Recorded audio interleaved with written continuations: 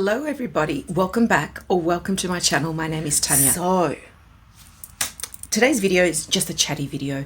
I don't have any new things to show you. I don't have any new unboxings or anything like that.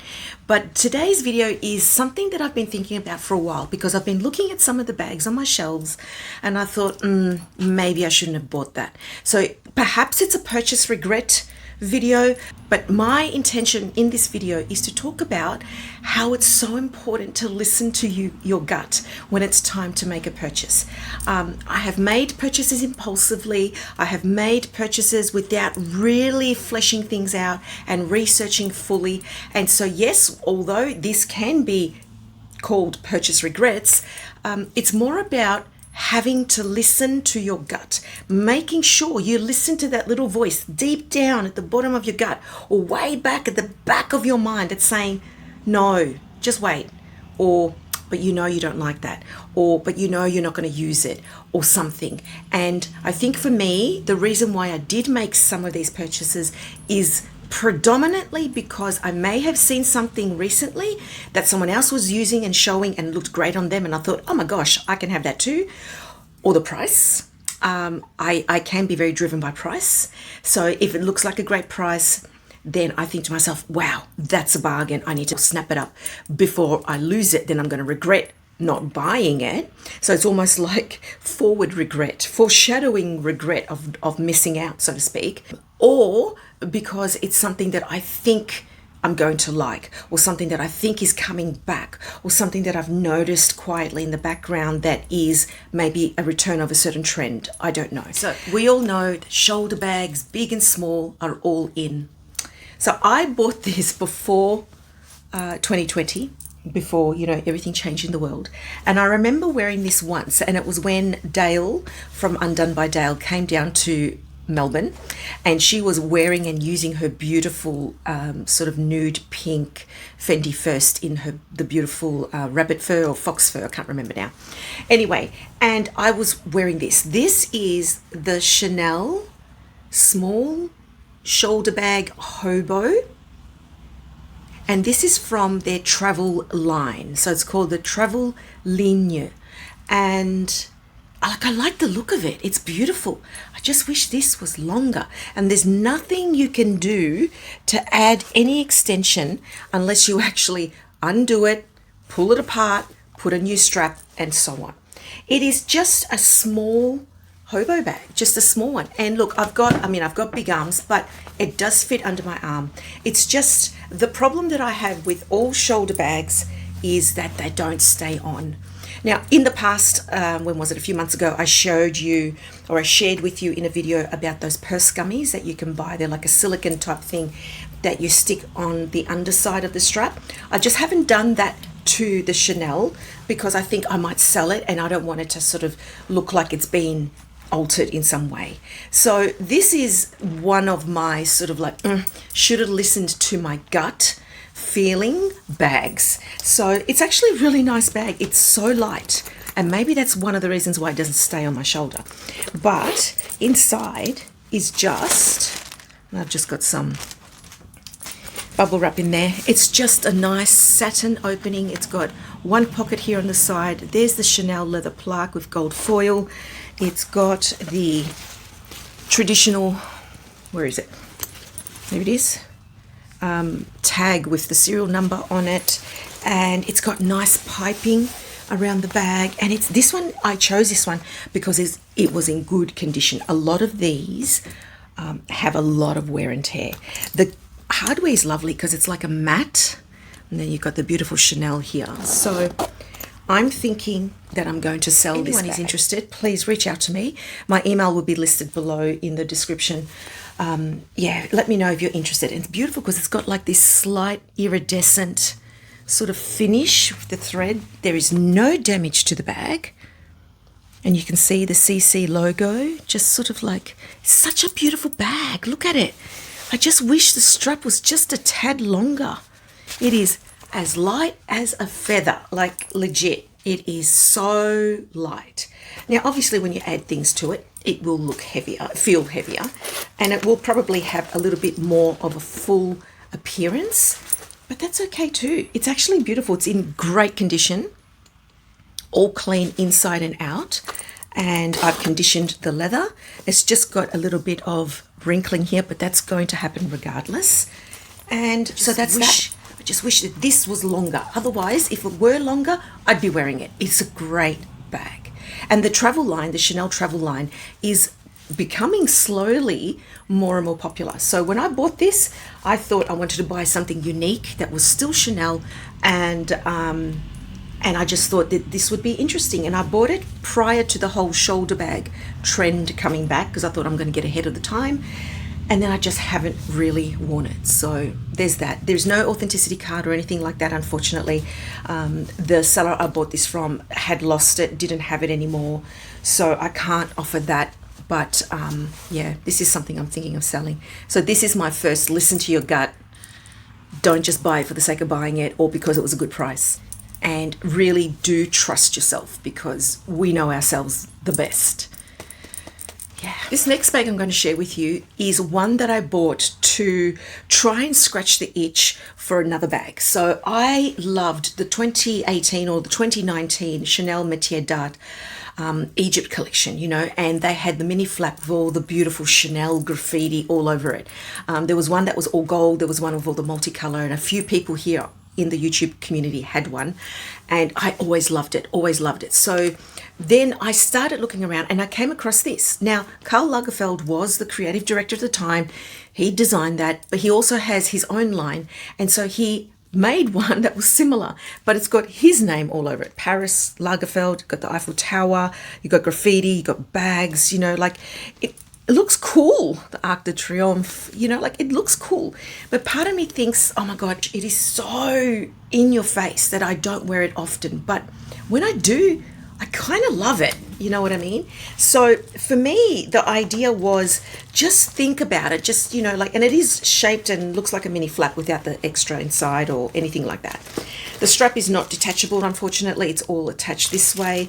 It's partially leather and then partial chain and leather. And when I say leather, it's not leather, it's just PU. But when I wear it, I kind of love it because it's a bit edgy.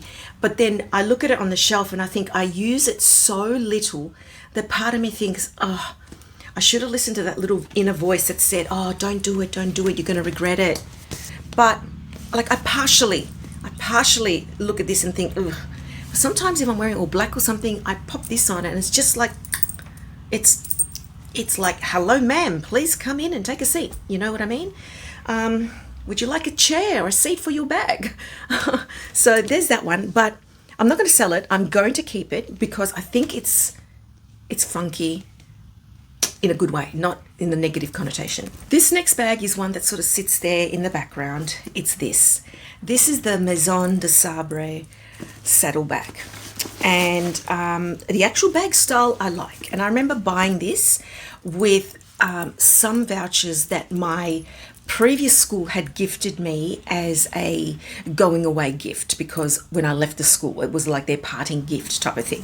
So they gave me some online vouchers, and I decided, so there's the dust bag, I decided to use the vouchers towards the Maison Sabra website. And look, it's a lovely bag and everything, right? And it's got this beautiful sort of, again, nylon webbing strap. It's quite nice because it's got the green accents, and then on one part of the strap it's got the little D-ring that you can attach some sort of a charm, and Maison Sabra does have a lot of charms. But I wish I hadn't have bought this color. It's just too green. And I just recently did a video showing this bag and how I moved into this bag from my Speedy. It's just a different shade of green. It's that more emerald green, which I actually usually love. It's like a forest green. It's not olive in any way. It's got that blue undertone, and it just isn't right with my clothing. But the reason I chose this is because a couple of people said to me, oh my God, that green is beautiful, green is beautiful. And the black on the strap sort of like tempers it a little bit, like sort of mutes it a little bit. But it just doesn't go with a lot of what I wear. And I just find myself not going for it. So I should have listened to my gut, my mind, that little voice, and I should have gone for a more neutral color. But at the time, I was also wanting color because I do have a lot of neutral bags. And I didn't have some of these when I purchased this a couple years ago. So look, it's a lovely bag. I probably wouldn't be able to sell it for much now. The leather's lovely. Maison Sabra has now become very popular. They're based and they have stores overseas, in the States and other places. And they've been sending free bags to some influencers and YouTube creators, content creators. And I think to myself, damn, like I bought this, send me something. Sorry, first world sook. So, you know, like it's a lovely bag and it's got a nice look and it actually holds a lot. It's got a beautiful blue inside to sort of contrast. Nice bag. But I wish I had bought maybe their tan color or even the black. I would wear it more. It would become like one of my no-brainer bags if this was a different color. I will eventually list this to sell. It's a beautiful bag, but I regret this color. I should have listened to my gut about this and the color. The style I love, the color was wrong. This next bag in the dark lime is the Coachtopia little east-west bag. I don't know the actual name of it, but this one, I love it. Like I'll still keep it. I just wish it was a tad taller. I don't know why. Like, and this was purchased through my friend overseas, my friend Krista overseas, and she tends to buy me a lot of Coach bags, and then of course I transfer money to her and she posts them out to me because we can't always get a lot of the Coach pieces, especially Coachtopia. So I still love this. I'll still wear it. I'll still use it. But part of me just wishes that I had listened to my voice because I thought it's just a tad small. But I think the next one up was like significantly larger. You know what I mean? So I wish to some extent that this one was a little bit larger and I probably should have listened to my gut, but I can use this as a great little crossbody and it doesn't take up much room and it's a beautiful bag. I think my reason for buying this is because it was a great price. It was all leather, in and out. It was made from offcuts of another bag. I can't remember which bag. Was it the Brooklyn or another one? I know some of you will know. I've forgotten those details. I just wish it was a tad taller. I think what's happened is I've become used to larger bags now. So because of that, it's tarnishing my view of these bags. Whereas when I bought this 2 years ago, I loved it. You know what I mean? Even though I did have that thought in mind, oh, I just wish it was a tad larger. But I thought, I'll manage, it'll be fine. I don't carry a lot. So I did all that self-justification in my mind. And I still do like it. There's nothing wrong with it. Yeah. And the last bag I'm going to share with you is this one here. This is the Mulberry Mini Alexa. Love this bag. It is beautiful. Seriously, it is a beautiful bag because the magnets are strong. The leather, the inside, the suede. Oh, it's such a beautiful bag. But this color sort of like sometimes hurts my eyes. It's not neutral enough for me. I'm not this color story, and I bought this before I really looked into what my color story would be, my coloring. I think I lean more on dark autumn, whereas this one is a different, obviously in a different color family. I have worn it whenever I've worn some sort of a purple, but for example, I often wear a lot of black or black and white or black and cream, and this just doesn't go with it. However, if it were darker, then it would. And when I say darker, I don't mean like just a slightly darker version of this, but more of a deeper hue, like a jewel tone, then it would be amazing. I ended up buying this very impulsively, very quickly. I bought this from Connor, from The Closet by Connor. He's on Instagram and on YouTube. And I loved it. I loved the beautiful braided handle. I loved this style. It's a small enough bag, but it still carries a lot.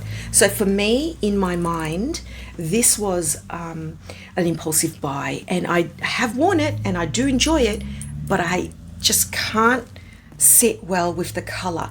I only tend to use this in summer because I might wear brighter colors in summer. And notice I said might because the other day it was hot and I was wearing black from top to toe. And in Melbourne, it's very much a thing to wear all black. So I just felt and thought that this would, you know, what's the word, like not work well with me. And my initial reaction was, even though when I first saw it on the website, I thought, oh, wow, and it's the bag I like, and it was a great price. And then it was like, no, I should have listened, but it's not the right color, not the right color, not the right color. And here we are saying it's not the right color. So let me know your thoughts. I mean, I probably could talk about a few other bags, but I'm not going to. I don't want to make this video too long and boring for you. Let me know your thoughts. Do you have any bags that you know you should have listened to that inner voice, that your gut feeling deep down? What are they? What have you done about them? How have you dealt with it? Have you just accepted it and now use them and wear them all the time? Have you sold them? So I'm very curious to hear what you have to say. As always, I look forward to reading your comments. Take care, everybody. God bless, and I'll see you next time.